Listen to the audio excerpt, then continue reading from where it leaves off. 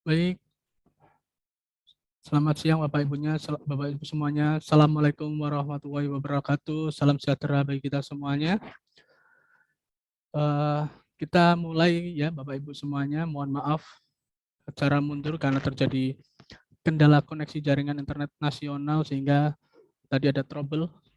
Kita selaku panitia aja trouble semua, terpental semua tadi dari Zoom termasuk narasumbernya tadi ya.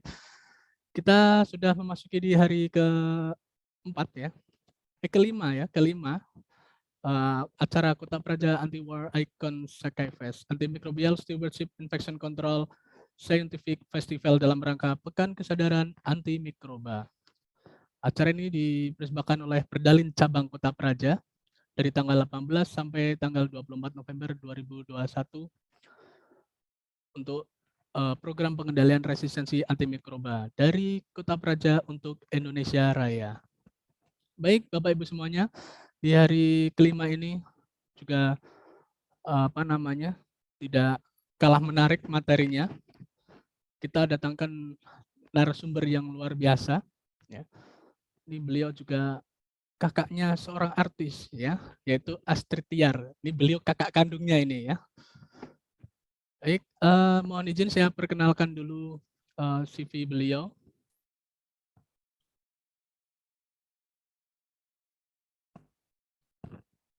Selamat siang, Dokter Adi. Bisa mendengar suara saya, Dokter?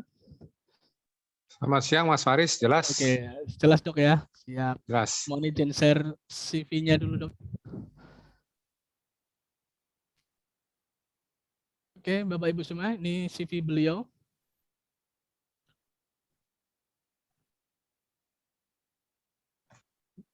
Namanya yaitu Dr. Andi Manaik Hatimbulan Panjaitan, M. Biomed, spesialis penyakit dalam Finasim. Pendidikan formal beliau yaitu Universitas Kristen Indonesia, dokter umum lulus tahun 2004, Universitas Udayana, spesialis penyakit dalam, lulus tahun 2016. Beliau masuk dalam organisasi Wakil Sekretaris PABDI Cabang Purwokerto sejak 2018 hingga sekarang. Kemudian Ketua PPRA Rumah Sakit Immanuel Klampok Banjarnegara Jawa Tengah. Juga sebagai internis Rumah Sakit Immanuel Klampok Banjarnegara Jawa Tengah. Beliau juga masuk dalam organisasi Perdalin Cabang Kota Praja sebagai anggota. Baik, itu sekilas perkenalan narasumber kita di hari kelima ini. Selanjutnya saya serahkan ke Dr. Andi Manaik untuk mempresentasikan materi di hari kelima ini untuk acara Kota Praja Anti-War Icon Scientific. Silakan, Dok. Terima kasih Mas Faris atas pendahuluannya. Yang terhormat Ketua Perdalin Kota Praja dalam hari ini Dr. Rido. Maaf dok, baru bisa aktif lagi, kesibukan.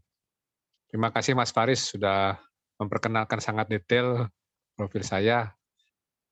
Ini Mas Faris ini ketemu udah lama, 2 tahun yang lalu waktu itu di Jakarta. Untuk para sejawat semua, rekan-rekan tim resisten keeper ya. Jadi kita harus menjaga jangan sampai resisten. Saya bilang nih resisten keeper kita ya, resisten keeper tim penolak resisten. Nah, kita jaga. Saya akan membawakan tentang PPRA pada pasien COVID-19 ya di Rumah Sakit Immanuel Klampok. Ini memang lagi masa dibilang post pandemik atau belum post pandemik, tapi yang penting kita akan membahas tentang apa yang menjadi kendala dan menjadi praktis dalam kita ke depannya ya untuk supaya kita bisa mencegah resistensi antibiotika. Mungkin ada slide saya Mas Faris, sudah ada?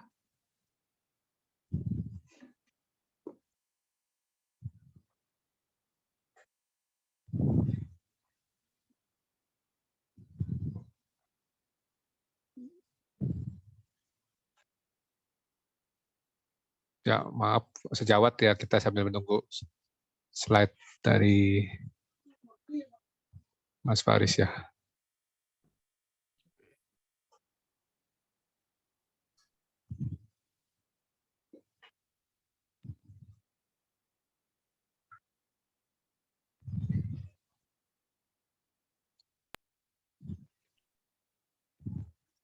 Ya, terima kasih Mas Faris, bisa minta tolong bantu saya ya. Siap. Terima kasih. Oke. Jadi ini saya ambil judul PPRA pada pasien COVID-19 di Rumah Sakit Emmanuel Klampok. Ya, ini memang antibiotik dari dulu memang tidak bisa diberikan untuk menangani kasus virus ya. Ya, kalau misalnya ada flu, itu biasanya antibiotik tidak ada peranan. Tapi nyatanya, nah ini nanti kita akan bahas ya kendala-kendalanya ya. Apakah perlu antibiotik? Ini akan kita bahas tuntas di siang hari yang indah ini ya. Monggo saat berikutnya, monggo Mas. Ya, ini memang kendala di lapangan kita sebagai para penjaga resisten ya, supaya tidak terjadi resisten. Jadi namanya resistant keeper. Jadi kita harus lihat memang klinisi memang dua ini aja ya yang memang didapati sehari-hari. Antibiotik itu kontribusinya membuat overuse atau underuse. Ini namanya pitfall ya, ada jurang. Ya ini memang bagaimanapun antibiotik ini sebagai primadona ya, kalau kasus-kasus belum jelas, masih baru, pasti peranan antibiotik. Gitu. Nah nanti kita akan bahas ya, apa yang menjadi kendala-kendala dan akibat-akibatnya. Ini kalau overuse bisa collateral damage ya, bisa menyebabkan adanya kerusakan-kerusakan di samping-sampingnya. Jadi antibiotik yang harusnya memperbaiki malah bikin masalah baru. Kalaupun kita underdose, itu akan terjadi mutasi ya. Ya, oke, slide berikutnya, Mas. Tolong. Ya, ini evaluasi penggunaan antibiotik yang umum di rumah sakit kami, audit kuantitatif dan kualitatif. Nanti saya akan tampilkan audit kuantitatif dalam 6 bulan pertama ya, dari Januari 2021 sampai 2020 Juni 2021, dari Januari 2021 2021. Ya, slide berikutnya. Ya, terima kasih. Nah, ini kita punya regulasi, sebenarnya tim kita sebenarnya sudah ada semua orang-orangnya. Kita punya staf medisnya, saya dengan ada beberapa anggota spesialis, dan staf keperawatan juga dilibatkan, instalasi farmasi juga dilibatkan, laboratorium juga dilibatkan. Cuman kita tidak punya spesialis mikrobiologi klinis, kita hanya patologi klinis, KFT juga dilibatkan, dan PPI juga dilibatkan. Ya, monggo slide berikutnya, minta tolong. Ya, ini kita akan bahas satu-satu ya per bulan-bulan. Ini munculnya gelombang pertama COVID-19 yang waktu Desember Januari itu ya, yang besar-besaran ya.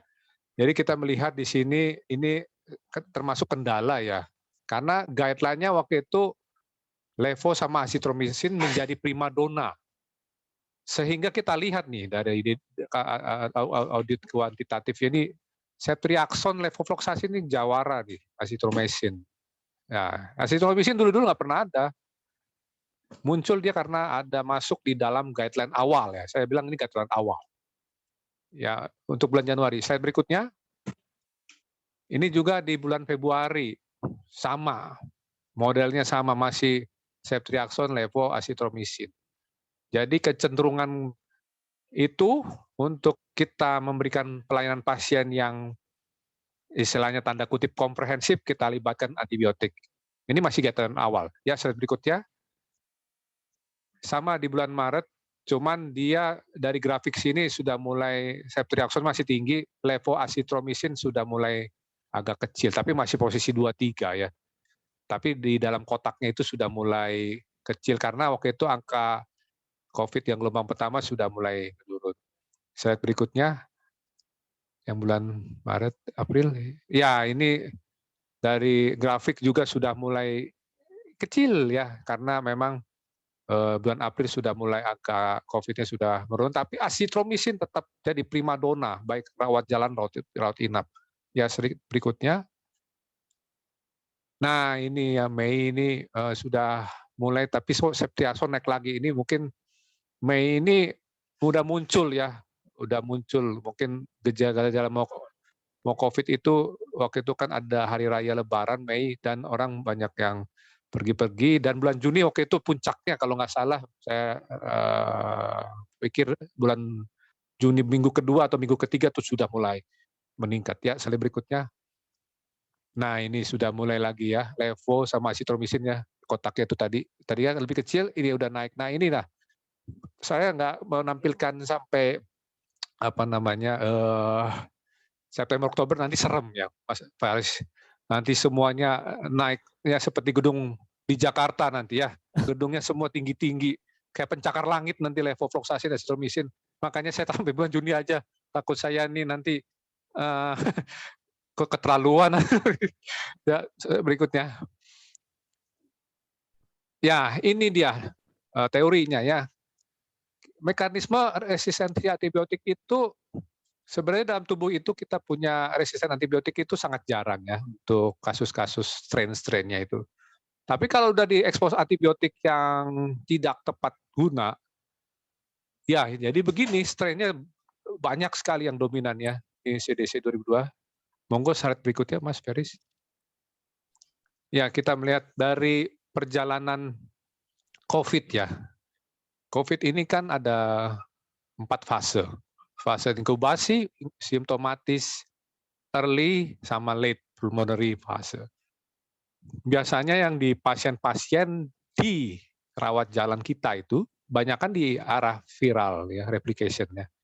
Masih di inkubasi atau sudah simptomatis, biasanya batuk pilek, demam. Mungkin sesak tapi belum terlalu. Mungkin ada gejala mual muntah, GI tract, atau mungkin ada gejala kulit. Nah, apakah kita kasih antibiotik di sini? Ya, saya di sini fokus antibiotik karena apa? Karena di sini kendala kita ikutin guideline pertama, nanti saya akan jelaskan guideline pertama dan guideline terakhir. Kenapa kita kasih azitromisin di sini banyak-banyak? Nah itu emang kita nggak bisa menyalahkan guideline dari luar ya, karena ada azitromisin tadinya. Tapi dibantah juga akhirnya, nanti ada beberapa teori yang membantahnya. Nah di sini angka yang dari bulan 2021 itu sangat, sebenarnya 2020 udah mulai, tapi paling kencengnya gelombang 1 itu penggunaan azitromisin. Bahkan ibu hamil pun yang terkena COVID-19 azitromisin diberikan ya. Jadi ini benar-benar guideline-nya semuanya, semua pasien. Bahkan anak-anak juga, dokter anak memberikan azitromisin juga sirup. Nah, seperti itu. Ya. Ya, saya berikutnya monggo Mas Feris. Nah, ini ya, saya garis merah. Mohon maaf ya nggak kelihatan ini. Jadi sebenarnya pemberian antibiotik itu sebenarnya itu tidak bisa empirical ya, nggak ada lagi empirical. Ini dari Elsevier ya. Ini maaf perusahaannya kecil ya, tapi nanti kalau bisa minta pinjam sama sekretaris Perdalin Kota Praja, monggo ya. Ini bisa saya diberikan ya. Ya, monggo slide berikutnya. Ya, ini ya. Kita mulai dari azitromisin. Kita pelan-pelan untuk mencegah pasien di 2022 penggunaan azitromisin yang berlebihan atau resisten azitromisin berlebihan, kita lihat dari evidence ya. Jadi tidak ada evidence rupanya dalam pemberian azitromisin pada COVID-19 ini ya. Apakah itu meskipun ada superinfeksi atau coincidence dengan kuman bakteri ya. Ya, monggo slide berikutnya. Nah, ini didukung lagi azitromisin ya.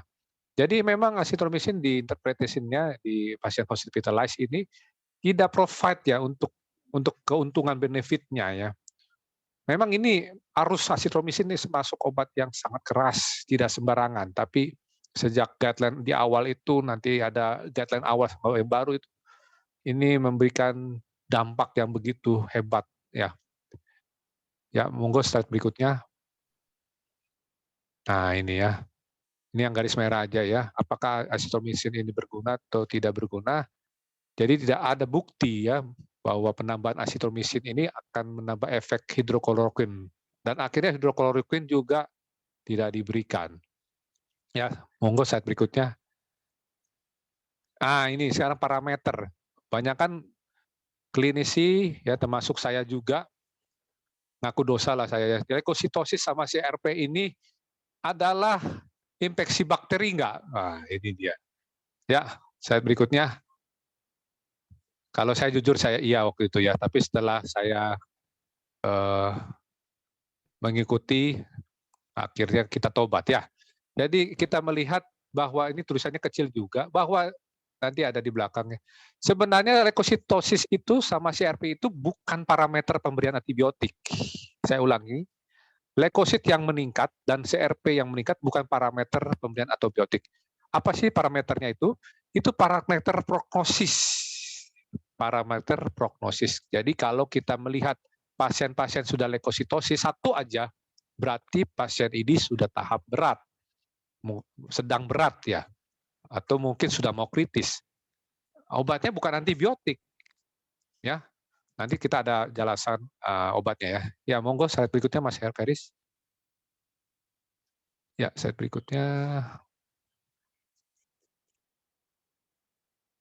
Ya, ini ya ini pasien-pasien yang ini tulisannya kecil juga ya. Saya sudah pakai kacamata juga di sini nggak bisa saya zoom juga ya. Jadi ini untuk pasien-pasien juga COVID ya dengan gangguan-gangguan yang leukositosis, bahkan masuk ICU pun itu jangan sampai kita akibatnya dengan memberikan antibiotik karena ICU settingannya. Itu juga nggak bisa. Karena antibiotik ini sebenarnya harus tepat guna. Itu kan ICU kan problemnya respirasi ya. Mungkin kita harus bikin oksigenasi yang kuat dengan intubasi atau mungkin dengan oksigenasi yang kuat. Tapi kalau kita memberikan antibiotik itu harus ada parameternya. Nanti nanti saya jelaskan parameter klinisnya yang praktis ya. Jadi kita jangan serta-merta memberikan itu sebagai alasan, oh setting ICU, dok, ASI aja lah, nggak ada ruginya juga, kok ini juga life saving. Kita selalu berpikir seperti itu, memang kita life saving. Cuman kita sebagai para anggota dan tim dari pencegah resistensi atau resistensi kiper ya, jadi kita harus bijaksana memaknai kasus demi kasus ya. Mungkin monggo saat berikutnya. Nah ini juga prokalsitonin. Prokalsitonin juga dulu memang waktu saya kenal marker ini sebagai infeksi bakterial. Apakah langsung diberikan antibiotik? Nah ini kita belajar dari studi-studinya ya lah. Ya, slide berikutnya. Nah ini kita lihat yang garis bawahnya ya. Kalau prokalsitonin meningkat, ya nilainya di atas 0,5 ya. Apakah itu tandanya infeksi bakteri? Ternyata dari studi ini berhubungan dengan severitas ya. Jadi kalau sama kayak leukosit sama tadi ya CRP, bukan inisiasi untuk memberikan antibiotik, tapi untuk menstratifikasi scoring. Jadi men-scoring pasien ini, scoring sistemnya ini termasuk sudah high risk prognosisnya yang kurang baik. Jadi termasuk prognosis faktor dia ya. Bukan sebagai inisiasi ya untuk kasus COVID ya. Ya, boleh slide berikutnya. Ya, ini dia tadi penjelasan lagi bahwa level dari prokalsitonin ini berhubungan dengan severity ya. Jadi ini kalau dibilang associated dengan bakteri, kita harus lihat ada parameter lanjutan ya. Jangan satu parameter kita abaikan yang lain sehingga kita, mohon maaf, bahasa tanda kutip, bernafsu untuk beri antibiotik. Harus ada parameter yang kuat dari klinis, dari pemeriksaan nanti ya. Nanti kita ada kupas. Ya, monggo slide berikutnya. Ya, ini juga sama bahwa ada sesuatu hal yang berhubungan dengan prokalsitonin, bahwa ini juga indikasi ya bahwa prokalsitonin ini infeksi itu harus apa ya, benar-benar dikaji ulang. Artinya jangan sampai parameter laboratorium ini indikasi kuatnya. Kita harus lihat dari penemuan klinis, dari parameter pemeriksaan klinis yang fisik ya. Jadi kalau kita fisik curiga ada infeksi dengan pemeriksaan kita, ya mungkin ada ronki atau pertambahan ronki dan sebagainya, itu mungkin bisa ya. Ya, sharing tadi ya klinisnya. Ya ini ada meta-analisis bahwa prokalsitonin ini menyebabkan pengaruh yang besar ya. Tunggu maaf, ada tisu nggak? Maaf ya mata ini, soalnya mata saya ini harus lihat kebiasaan.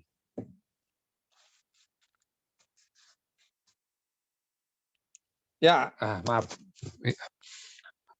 Ya, jadi ini ada apa namanya, berhubungan dengan meta analisis sehingga kita bisa melihat bahwa berhubungan dengan severity ya, jadi bukan berhubungan dengan inisiasi antibiotik. Jadi sudah banyak studi ini lebih dari 2, jadi para sejawat sekalian dan senior, ya kita harus bijak ya dengan memahami ada studi-studi ini. Ya monggo slide berikutnya. Ya ini tadi berhubungan dengan pemeriksaan parameter laboratorium. Sekarang kita ke fase yang lebih berat ya, fase 3 early sama late. Apakah nih tadi kita butuh antibiotik setting ICU atau setting misalnya ada asidosis respiratorik, gagal napas, ya itu. Sharing ya, pokoknya saling apa, slide berikutnya. Ya, ini kan sebenarnya ya dari patofisiologi dasar dari dan gambaran patologi ya. Kalau kita lihat ya patologi dari alveolus itu sebenarnya kan gambaran superinflamasi atau hiperinflamasi lokal dari alveolus ini ya. Jadi ada pembentukan membran kalau misalnya ada studi patologi anatomi ya. Akibatnya inilah sebenarnya problemnya ini adalah di sini sebenarnya, di inflamasi yang hiper, yang berlebihan sehingga terjadi membran menutup. Jadi alveoli sama kapiler itu tidak bisa melakukan difusi oksigenasi sehingga terjadi desaturasi. Itu aja simpelnya. Harusnya kan oksigen yang dari hidung masuk ke dalam pembuluh darah kapiler kan berdifusi, dia tukeran ya. Oksigen dimasukkan ke dalam tubuh, dari tubuh hasil dari metabolisme menghasilkan karbon dioksida CO2 masuk ke dalam saluran napas sehingga sampai hidung kita mengeluarkan napas. Karena ada pembentukan membran inilah yang menyebabkan COVID ini patologinya menjadi agak rumit ya. Ini juga berhubungan dengan sistemik makrofag, makanya ini bisa menyebabkan sepsis-like syndrome. Sekesannya bakteri, ternyata infeksi sistemiknya ini sebenarnya aktivasi dari makrofag ya. Makrofag sendiri kan kita lihat ya, itu kan sebenarnya meliputi dari NK cell ya, natural killer cell ya. Ya berikutnya, slide berikutnya. Ya ini tadi ulangin aja tadi yang CRP itu ya ada pembandingan sama procalcitonin memang tinggi-tinggi semua dan angka death-nya juga mempengaruhi ya. Dari semua yang nggak death itu cuma hanya 2 di antara 6. Jadi memang ini bisa memang menjadi faktor prognosis di antara itu semua. Tadi memang sudah dijelaskan ya. Ya, slide berikutnya. Ya, ini apa ada jurang atau kemungkinan pemberian antibiotik? Ya, berikutnya. Ya, ini dia ya. Kalau COVID-19 sudah terkonfirmasi, ya kita nanti saya ada dari WHO, janganlah keburu-buru memberikan antibiotik. Karena ini untuk masa depan kita juga. Kalau manusianya ini kan COVID kan banyak ya, terjadi strain yang resisten. Kita yang sudah bangun dari tahun 2017 ya kalau nggak salah Mas Faris ya, untuk program nasional ini ya, akan sia-sia ya sudah 3 tahun atau 4 tahun. Dan itu menyebabkan kita akan sulit sekali untuk memberikan antibiotik kalau terjadinya resisten pada pasien ya, karena akan sulit sekali untuk mengobati yang memang terbukti infeksi ya. Jadi jangan terburu-buru ya. Sebenarnya ini azitromycin levofloxacin ini primadonanya ya. Ini istilahnya sepertinya memberikan kayak paracetamol. Jadi kalau kena COVID ya azitromycin levofloxacin jadi kayak seperti itu. Yang untuk yang berat juga ya memang ventilator. Sebenarnya tidak ada larangan, cuman kita harus sebagai klinis ya atau kita sebagai para medis juga kita bisa memberikan kontribusi ya. Kita harus benar-benar memberikan antibiotik ini secara bijak. Tidak ada salah sih kalau memang ada indikasi yang baik dan kuat untuk pasien-pasien settingan ventilator atau ICU. Ya, saat berikutnya.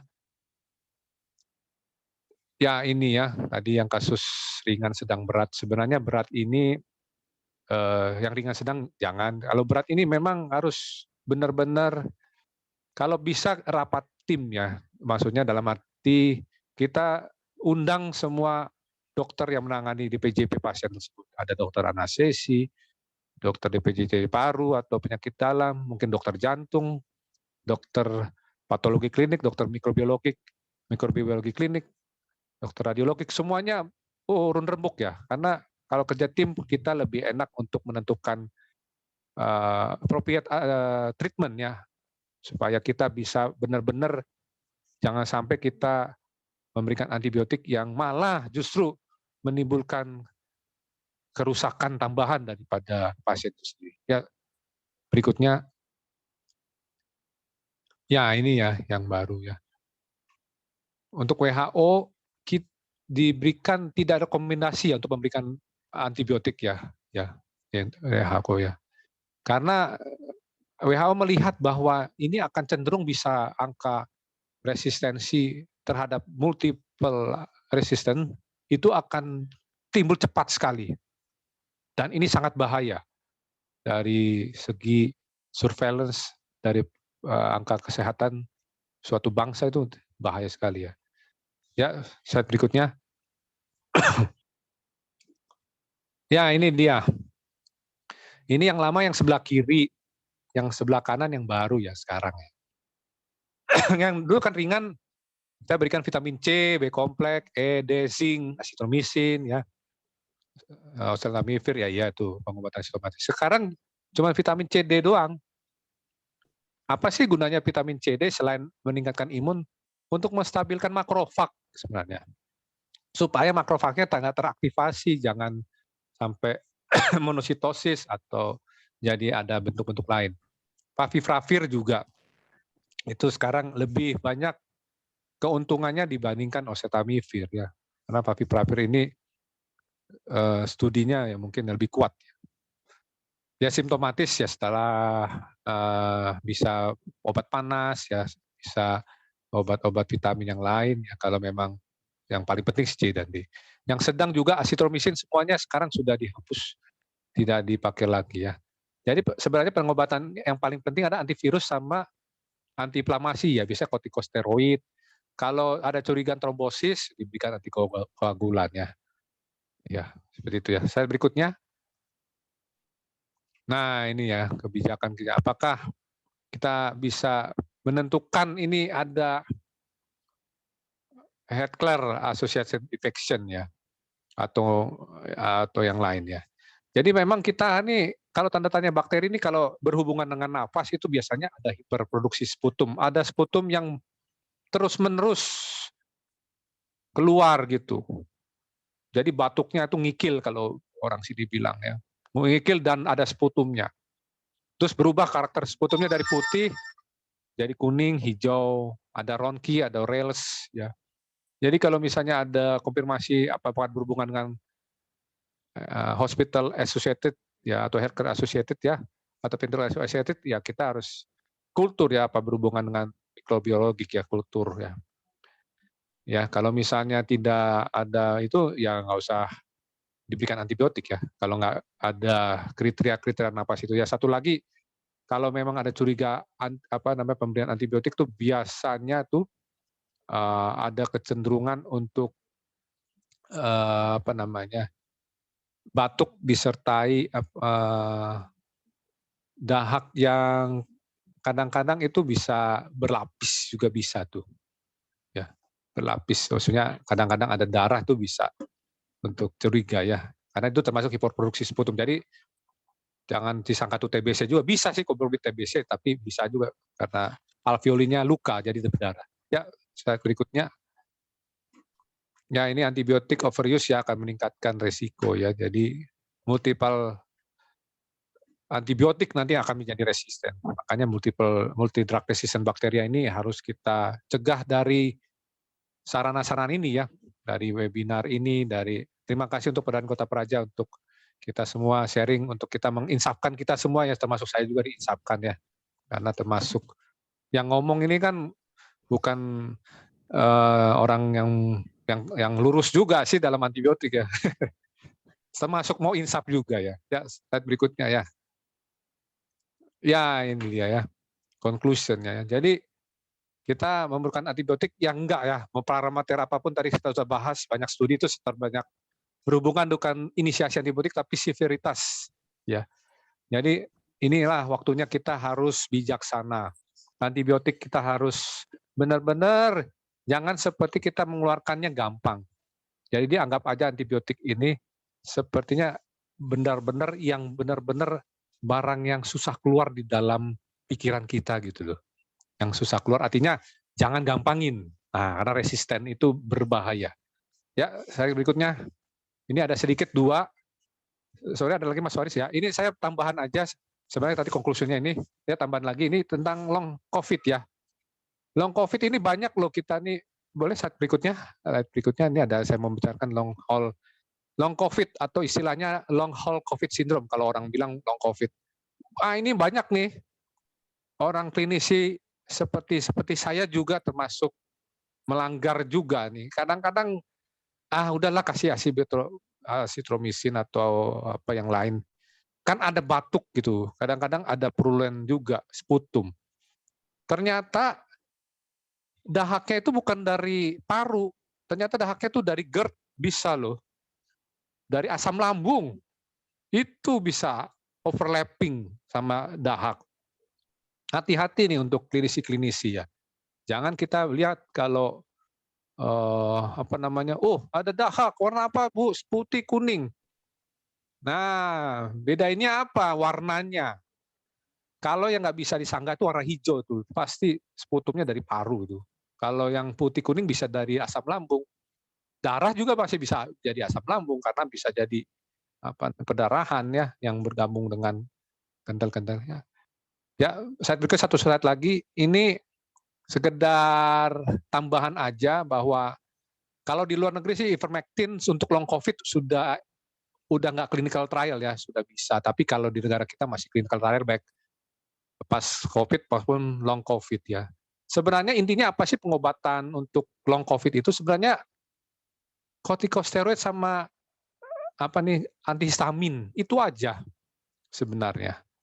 Ya, tapi emang ada long COVID untuk pasien yang resiko tinggi trombosis ya. Mungkin kita harus cek dengan D-dimer untuk kita memberikan pengobatan antikoagulan mencegah ya sifatnya profilaksis kecuali kalau ada terbukti dengan DVT ya itu bukan profilaksis, dosisnya dosis terapis. Tapi kalau misalnya tidak ada keluhan di dimer tinggi kita kasih profilaksis. Nah, itu juga harus dievaluasi. Nah, ini tapi kalau di luar dari itu kita memberikan hanya kortikosteroid dan antihistamin. Itu aja modalitas kita untuk memberikan terapi long haul COVID syndrome atau post vaksinasi ya. Kalau misalnya ada post vaksinasi, gejala-gejala ya kejadian KIPI ya, ikutan vaksin imunisasi, ya itu juga bisa diberikan ini, kortikosteroid, prednison, atau antihistamin, cetirizine, loratadin, famotidin. Ya, demikian yang bisa saya sampaikan. Terima kasih banyak untuk Pak Ketua, Pak Dr. Ridho, sama Pak Aris atas perhatiannya pada sejauh semua juga kami terima kasih. Semoga bermanfaat dan berguna bagi kita semua. Saya kembalikan kepada moderator Pak Heris. Terima kasih. Baik, terima kasih Dok atas paparannya terkait PPRA di Rumah Sakit Kelompok Banjarnegara ya Dok ya. Baik Bapak Ibu semuanya, ini ada sesi diskusi. Saya lihat dulu di chat room. Yang mau bertanya bisa raise hand, bisa di chat room. Silahkan Bapak Ibu. Ini Dok, ada pertanyaan nih Dok dari Bu Safitri Susilowati, RSUD Majalengka. Izin bertanya terkait long COVID. Dengan diabetes tipe 2, bagaimana terapi yang diutamakan? Keluhan sesak nafas dan gula darah tinggi Dok. Ya, terima kasih untuk pertanyaannya. Memang susah kalau ada komorbid ya. Semua kalau ada komorbid, baik COVID maupun long COVID itu sangat sulit. Tapi memang kalau ada sesak napas, kalau dia tidak emergensi ya, maksudnya saturasi di bawah 93, mungkin kita bisa rawat jalan ya settingannya.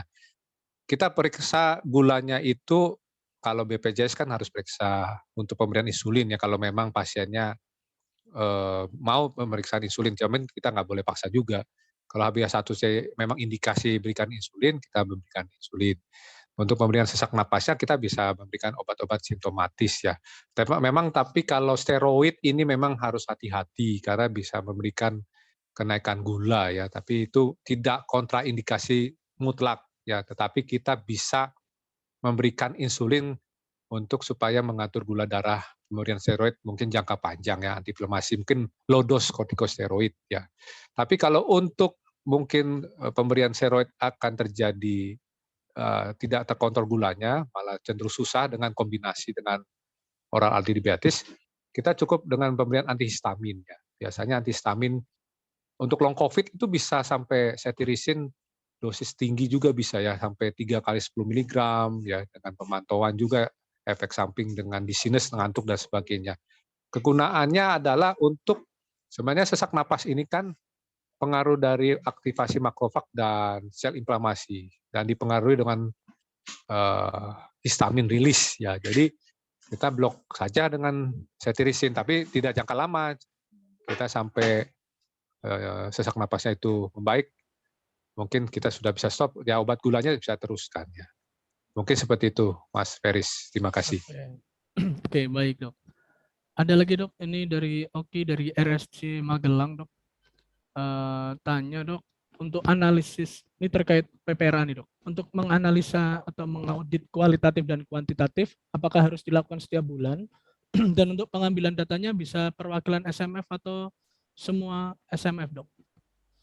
Silakan. Ya, terima kasih.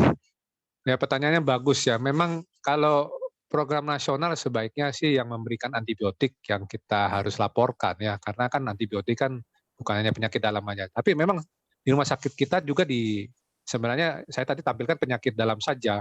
Sebenarnya ada dari sejawat lain bedah objen. Ya bedah objen yang saya lihat ya, mungkin anak yang belum.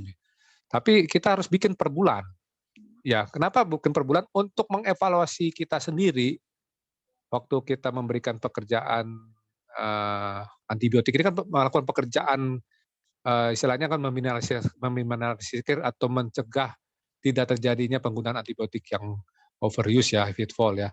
Jadi itu sebagai pandangan kita, oh bulan kemarin ada gelombang kedua nih kita terlalu overuse nih ya, kita harus kendalikan. Biasanya farmasi klinik itu juga bekerja sama untuk pengendaliannya ya. Jadi kita ini termasuk ya loss of control ya kemarin itu karena ada guideline yang berubah ya dari azitromisin yang nggak boleh, sekarang kan kita udah mengerti bahwa ternyata lebih banyak benefitnya yang nggak diberikan.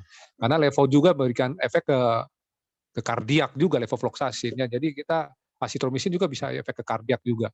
Jadi kita meminimalisir itu dengan cara laporan-laporan itu, jadi per bulan lebih bagus ya. Karena ini menurut saya ya kalau per bulan, karena kita ini kan mengerti bahwa seminggu 2 minggu itu bisa juga kalau itu, tapi kan lebih enak laporan itu per bulan ya. Kita laporan itu per bulan lebih tergambar gitu ya. Dari per bulan-bulannya ada momen-momen apa kok bisa tinggi. Kayak tadi kan Januari kan tinggi sekali, Februari, Maret, tapi yang azitrolevo April sudah mulai kecil kotaknya gitu-gitu ya. Ya itu tandanya memang berhubungan dengan pasien mungkin kedatangannya atau angka kasusnya. Jadi sebaiknya sih per bulan Mas Heris, mungkin kalau mohon dikoreksi Pak Ketua sama yang expertnya. Kalau kami pengalaman praktisnya per bulan. Ya demikian, terima kasih. Ya. Terima kasih dok atas jawabannya. Bapak Ibu semuanya, ada yang mau bertanya langsung mungkin bisa raise hand? Atau kalau yang mau secara live bisa melalui chat room? Izin Mas Faris. Oh siap dok. Silakan dok. Menyinggung diskusi tadi terkait dengan audit. Memang untuk audit kuantitatif ataupun audit kualitatif itu bisa kita himpun dan juga langsung kita interpretasi dalam bulanan. Hanya saja nanti untuk mendapatkan gambaran utuh, karena kalau di tempat kami itu kita ini Dokter Andi kita gabungkan dengan peta kuman sehingga kita bisa melihat garis merah antara jumlah pemakaian, kemudian kualitas peresepan, dan jadi peta kuman ini kan seperti apa, dampak ya, seperti dampak. Oh, kalau ternyata dalam 6 bulan ini, misalnya 6 bulan ini ternyata ada peningkatan di self reaction, kemudian secara kualitas itu banyak yang kategori 5 katakanlah yang tidak sesuai indikasi, maka ternyata begitu kita lihat peta kuman beberapa kali, kita lihat ternyata ada ISBL. Nah, extended spectrum beta lactamase ini kan dia diinjus oleh cephalosporin generasi 3. Nah, oleh karena itu kemudian melihat rangkaian ini kemudian kita bisa memberikan masukan kepada manajemen. Namun tidak ada salahnya juga per bulan. Jadi bulanan ini semacam rambu-rambu kecil begitu, tapi nanti ada rambu besarnya adalah yang di 6 bulanan. Biasanya kalau per bulan katakanlah hanya kita untuk evaluasi terkait audit di internal komite, tapi yang kemudian yang 6 bulanan itu bisa menjadi evaluasi satu rumah sakit. Mungkin seperti itu, Dr. Adi. Terima kasih. Ya, terima kasih Dr. Rido. Ya, baik. Baik. Ada pertanyaan lagi nih, Dok. Dari Usman PKU Delang Klaten, izin bertanya Dok terkait pemberian azitromisin di rumah sakit. Kami PPRA belum berjalan. Tetapi dokter paru ketika ada pasien, mohon maaf bocor nih, ada yang bocor. Oke, saya ulang. Pemberian azitromisin di rumah sakit kami PPRA belum jalan. Tetapi dari dokter paru ketika ada pasien suspek atau terkonfirmasi pasti dikasih azitromisin. Bahkan stok azitromisin sangat kehabisan. Ada pasien yang ditolak untuk ranap, apa yang harus kita lakukan, Dok? Sebagai seorang IPCN nih, Dok, sebagai infection control-nya nih, Dok. Ya, terima kasih Mas Farin. Memang kita kembali lagi ke apa yang kita lihat dari studi-studi ya dan dari anjuran WHO ya. Jadi pemberian azitromisin itu sekarang sudah tidak bisa digunakan lagi. Jadi kita harus mengikuti saja karena kita bergerak untuk supaya kita jangan sampai menimbulkan resisten, apalagi nanti azitromisin ini juga banyak menimbulkan harmful ya, mungkin jantungnya ya jadi takikardi, jadi chest pain dan sebagainya. Jadi apa yang harus kita lakukan ya, kita mengikuti untuk dari IPCN-nya untuk kita diskusi sama dokter parunya. Dok, ini kan dari kajian studi yang terbaru dari WHO kan memang pemberian antibiotik kan tidak diberikan lagi, Dok. Ya kecuali memang dokter parunya yakin ada benar-benar infeksi ya. Karena dari apapun kita harus melihat klinis ya. Kalau dari ronsen torak mungkin ada pneumonia. Ya itu bisa aja bukan pneumonia karena bakterial, ya bisa aja karena pneumonia karena COVID itu sendiri ya. Kalau ground glass juga ya, kalau dia semakin banyak, biarpun dia sampai mungkin derajat 4, belum tentu juga bakterial. Jadi kita harus diskusi sama dokternya supaya kita memberikan azitromisin ini dengan bijak ya. Karena kita juga harus bagaimanapun kita tidak bisa tanpa diskusi, karena dengan diskusi itulah kita menyatukan hati ke hati supaya tidak terjadi misinterpretasi ya. Karena misinterpretasi ini bisa aja terjadi karena dia meyakinkan kamu nanti kalau nggak dibahas antibiotik gimana nanti gini. Ya itulah. Jadi kita harus diskusi untuk memberikan pengobatan appropriate itu kita harus duduk-duduk bareng, kita diskusikan mungkin di lain kesempatan untuk supaya lagi senggang ke dokternya untuk berikan waktu untuk diskusi supaya kita menyamakan persepsi. Dok, yang saya ikuti dari Pedalin Kota Praja, mohon masukan ya Dok, maaf ini ganggu gini-gini. Apakah ini akan kita teruskan atau memang ada pertimbangan lain Dok? Soalnya dari yang terbaru WHO kan tidak azitromisin yang kategori misalnya mild atau moderate. Jadi semuanya itu bisa terjalin kalau kita ada kesepakatan gitu Mas Feris ya. Karena ini perlu kesepakatan. Nggak mudah, tidak mudah. Yang penting itu kesepakatan karena ketika kita sudah punya self evaluation ya sebagai klinisi ya, saya juga punya self evaluation, sadar juga ya, oh ini bahaya juga kalau saya teruskan. Akhirnya kita bisa lama kelamaan bisa mempunyai satu pemikiran untuk suksesnya tidak terjadinya resistensi antibiotika ini. Demikian, Mas Ferry, terima kasih. Oke, Dok. Ini ada pertanyaan, namun ini tidak perlu dijawab, Dok. Yang ini, Dok, ya. Ini terkait peta kuman, nanti ada materi besok. Itu sudah terjawab di Dr. Rido di chatroom. Peta kuman akan dibahas hari esok. Ini ada pertanyaan lagi, Dok. Dari Dr. Megawati Wijaya, ini sepertinya dari RSPAD ya. Izin bertanya, Dok. Berapa lama dan berapa kali untuk tes analisis antibiotika untuk pasien di ICU? Yang pertama. Yang kedua, bagaimana untuk pasien long COVID seperti pasien saya ini yang batuk sampai 4 bulan, tak sembuh, tetapi PCR negatif, sudah di ronsen, hasilnya normal, PTA-nya negatif, batuknya kering tanpa dahak, apa yang harus dilakukan, Dok? Ini mungkin sering diskusi kasus nih, Dok. Silakan, Dok.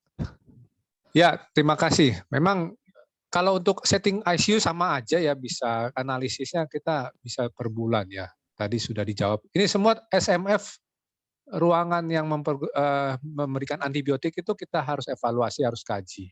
Itu yang tadi yang menjawab pertanyaan pertama. Yang kedua, ya memang susah ya long COVID ini berhubungan dengan batuk, ternyata dari semua kita cari tidak ketemu. Kita harus pikirkan juga long COVID itu bisa menyebabkan chronic fatigue ya, kelelahan kronis. Itu bisa aja kelelahan jadi batuk-batuk ya, mungkin ada unsur psikosomatis juga ya, karena kita harus lihat ya bahwa orang-orang yang long COVID itu kecenderungan tenaganya agak kurang, cenderung makan ya bisa gemuk, ada yang cenderung merenung murung gitu ya, bukan murung sih apa sih? Ya cenderung cepat lelah gitu ya. Karena bisa juga faktor alergi jadi keluar, tadinya nggak pernah alergi dingin, biasanya hobinya naik gunung, sekarang kena AC aja sudah bersin-bersin atau batuk kering. Nah itu biasanya long COVID karena faktor-faktor yang tumpang tindih ada antara kronik fatigue, kelelahan dari psikologis sama faktor alergi ya. Jadi karena ini aktivasi sel masnya itu kan dari makrofag itu mast sel itu kan alergi sebenarnya dasar teorinya. Jadi itu kalau kayak gitu obatnya gimana? Ya sebenarnya simptomatik aja. Coba berikan cetirizine ya. Cetirizine itu termasuk oke dia. Tapi by PRN aja, PRN maksudnya kalau batuk aja ya. Terus latihan untuk supaya dia latihan batuk itu kan pengembangan paru sebenarnya. Sebenarnya kalau ini saran non farmakologis ya, ini saran non farmakologis, coba sering nyanyi. Karena nyanyi itu latihan pernapasan juga ya, nyanyi-nyanyi lagu, tapi jangan lagu rock ya, nyanyi lagu pop, lagu-lagu yang mellow, lagu-lagu yang ya jangan lagu yang rock ya atau lagu cepet-cepet gitu ya. Pokoknya lagu-lagu yang nostalgia lah, lagu-lagu yang bikin hati senang ya. Itu termasuk latihan pernapasan ya.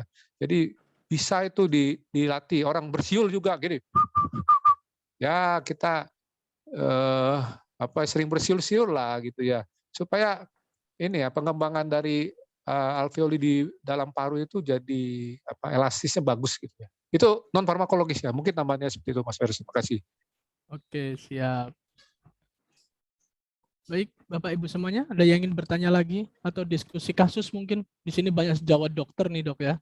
Jadi mungkin ada pengalaman atau apa. Atau yang mau resen boleh. Silakan. Halo Bapak Ibu semuanya. Oke, belum ada atau cukup jelas mungkin ya, Dok ya.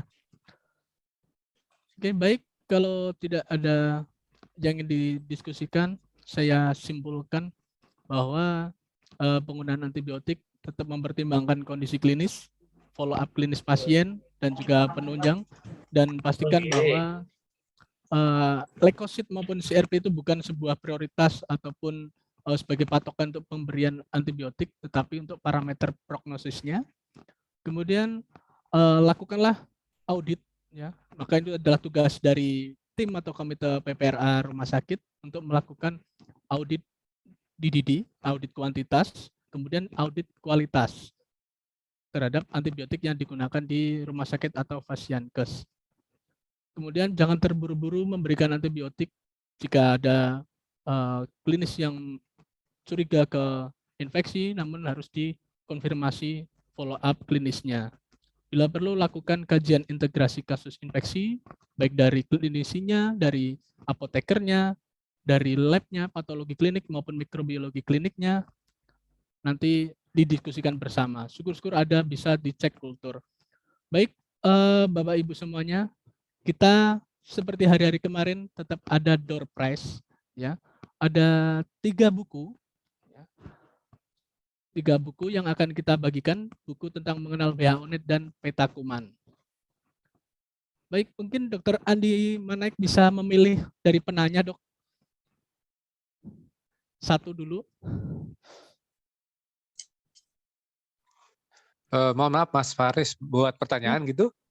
Tidak, langsung tunjuk aja, Dok. Dari tadi yang penanya dari Dr. Mega, dari Pak Usman, dari Bu Oki atau Bu Safitri, silahkan dipilih untuk mendapatkan buku tersebut. Random saja, Dok. Satu buku apa 3 buku? 3 buku ya? Ya. Ada 3 buku, tapi ini satu dulu siapa, Dok?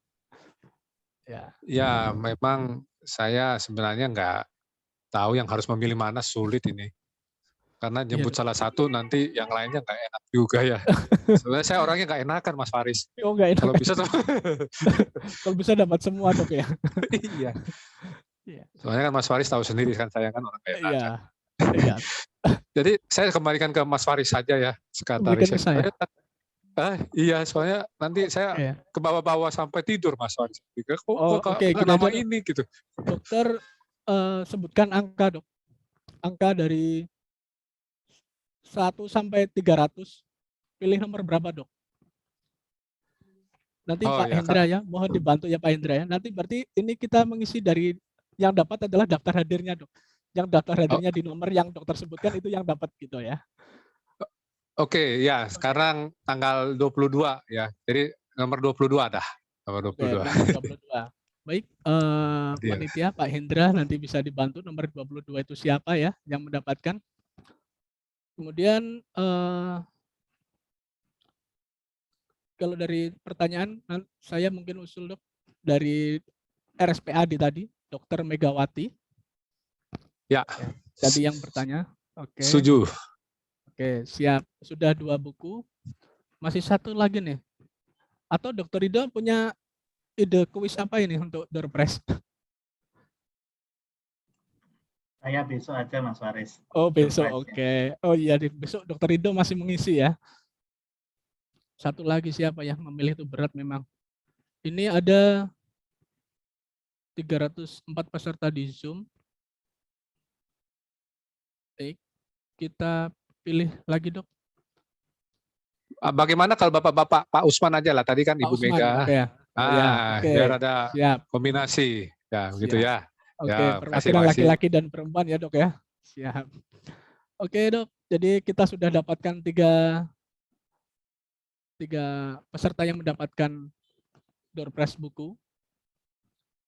Bahwa yang pertama tadi absensi nomor 22, daftar hadir nomor 22, kemudian Dr. Mega dan juga Pak Usman. Nanti bisa menghubungi panitia di nomor 0823 2430 5060. Baik, sekian untuk Dr. Andi Manaik, silahkan untuk konklusi, closing statement untuk kita semuanya. Ya, terima kasih. Ya, sebagai kita anggota dari Perdalin ya, khususnya cabang Kota Praja maupun yang cabang-cabang lain, sebenarnya kita ini mau untuk mensukseskan program ini ya sampai seterusnya. Satu kata yang saya bisa sampaikan buat kita semua, yang pertama kita adalah bersyukur, satu kata itu. Yang kedua adalah kita harus mau untuk belajar, itu aja. Jadi karena mau belajar itu penting. Kadang-kadang kita ini nggak mau belajar karena sibuk, kita masih ikut pola lama, cerita lama.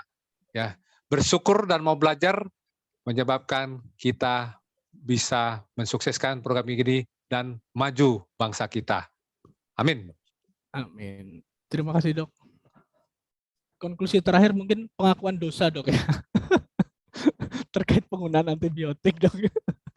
Oke, baik Bapak Ibu semuanya, terima kasih atas atensinya. Terima kasih sekali Dr. Andi Manaik. Adiknya nggak diajak ikut Zoom ya tadinya. Ya, terima Bisa kasih Mas. sesi- Wah, mungkin Bisa sesi lagi foto bersama artis ya. ada kerjaan kali Ada Mas. yang Mungkin dan- kalau oke. ada nanti luring aja Mas kalau Luring. datang ke Pekalongan Mas kalau udah bisa Iya. luring ya Mas. Nanti Oke. ada ininya lah undangan khusus Oke, dari ketua ya. Nanti saya bisa usahakan lah. oke, siap. Terima kasih Mas. Ya, baik, terima kasih banyak Dr. Andi Manaik. Terima Usai kasih sudah, Dr. Andi. ya, usai sudah acara di hari ini terkait sharing pengalaman PRA di Rumah Sakit Banjarnegara, Klampok. Ya. Saya Terima kasih Muhammad Dr. Faris. Rido. Ya, terima kasih Mas Faris. Siap. Terima Saya kasih buat Muhammad- sejawat semuanya. Ya, siap. Terima kasih banyak Dok atas asupannya. Saya Muhammad Faris, mohon undur diri. Assalamualaikum warahmatullahi wabarakatuh. Selamat siang, salam sehat selalu. Waalaikumsalam. Salam sehat semuanya ya. Ya. Sehat. Terima Ketemu kasih besok. dok. Ya, terima kasih Dr. Rido, Dr. Rido, Mas Saya Faris dan ketemu semuanya. kelompok, Dok. nggak ketemu Dr. Andi.